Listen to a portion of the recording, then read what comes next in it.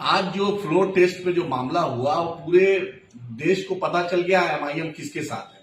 राजद ने हमारे एमएलए को तोड़ा, तब भी हमने बीजेपी के खिलाफ जाकर आरजेडी का साथ दिया।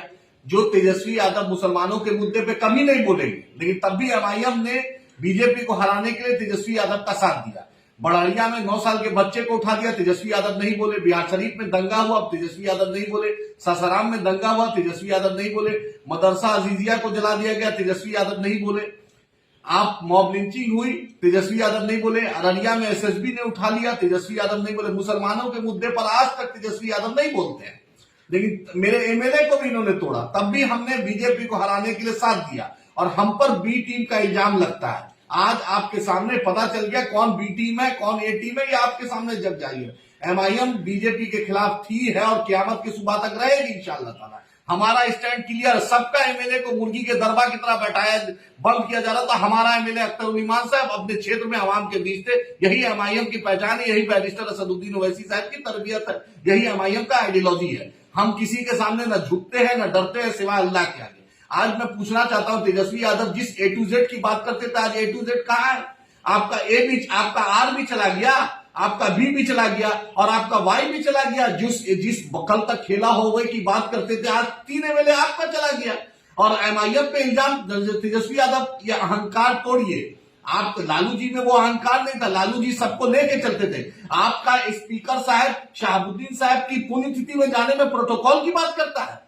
वही अजय सिंह की मां में जो पूर्व जो सांसद के पति है, उनकी मां में वो गए थे। शहाबुद्दीन साहब के परिवार को नेशनल एजुकेटिव से हटा दिया गया।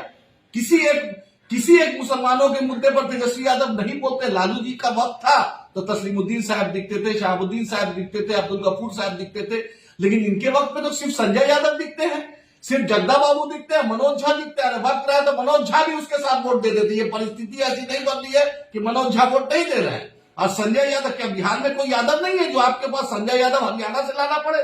आप बताइए, आप दिख गया ना आपके सामने कि क्या स्टैंड है, किसका क्या है। एमआईएम डंके की चोट पे अपने आइडियोलॉजी के साथ है। मैं बिहार के मुसलमानों को, मजलूमों को, सीमांचल के लोगों को बोलना चाहता हूं, आज आपने देख लिया कि एमआईएम का क्या स्टैंड है।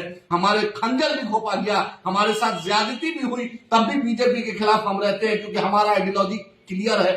हम डर की राजनीति नहीं करते, हम इंसाफ की बात करते हैं। हम सीमांचल की लड़ाई लड़ते हैं, हम मजलूमों की लड़ाई लड़ते हैं, हम दलित, पिछड़ा, शोषित सबकी लड़ाई करते हैं। आज आपने देखा अख्तर उल ईमान साहब किस हिम्मत से बीजेपी के खिलाफ, उन्होंने सरकार के खिलाफ वोट दिया, अविश्वास प्रस्ताव में सरकार के खिलाफ वोट दिया और दिखलाया कि एमआईएम का क्या स्टैंड है।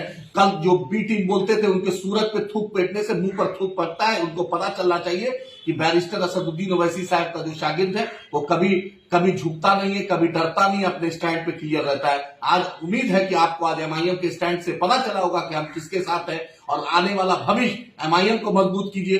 सीमांचल की लड़ाई में हमारा साथ दीजिए। बैरिस्टर असदुद्दीन ओवैसी साहब, अकबर साहब, अख्तर उल ईमान साहब को मजबूत करके सीमांचल ही नहीं, बिहार में एक मुसलमानों मजलूमों की एक बेबाक आवाज को ताकत दीजिए। शुक्रिया।